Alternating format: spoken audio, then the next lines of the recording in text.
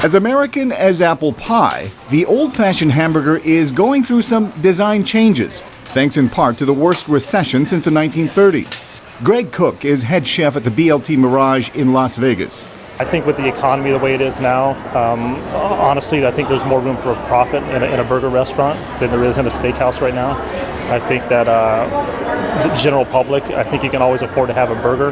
And restaurants have been quick to capitalize. At the Munch Bar at Caesar's Palace, owner Brian Ogden says his cooks have turned a fast food sandwich into a fine dining experience. We're using certified black Angus beef. It's all organic, no hormones. We're going to farmers markets every day, picking out the ingredients, the lettuces, washing them ourselves and doing all the organic romaines and icebergs and different, the boutique lettuces like red leaf, making our own jalapeno mayonnaise, spicy remoulades, little relishes, homemade relishes from scratch. It takes a lot of stuff that goes into this every day, and our guys start early in the morning prepping the ingredients fresh daily. Chef Kerry Simon owns KGB, Kerry's Gourmet Burgers at Harrah's in Las Vegas.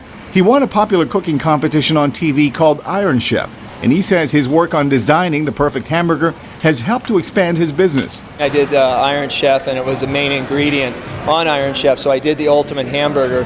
And then I started fooling around with other different flavorings of meats and that kind of thing in my other restaurants, and we've gotten awards for burgers in my other places. So it just kind of one thing led to another, and Harrah's called me and asked me to do a burger bar. Gourmet burgers come in a variety of shapes and sizes, and instead of the usual salad toppings, consumers can choose from a selection that includes fried eggs, spicy guacamole, even truffles. Food critic John Curtis says the plethora of choices is one of the more positive spin-offs from the tough economic climate. With the recession, everybody's dialed it back. A lot of restaurants here now have cafe menus. They now have early bird specials. They have small plate tapas menus in the front of the restaurant or at the bar that they didn't have 5 years ago. So that's where you've seen the burgeoning of the burgers and the pizzas and the small plates, and the public has responded to that. A recent survey by consumer consulting firm Technomic says burgers have become more popular since the downturn. 90% of those surveyed say they eat burgers at least once a month. More than a third say they like their hamburgers at least once a week. The ketchup is optional. Mil Arcega, VOA News.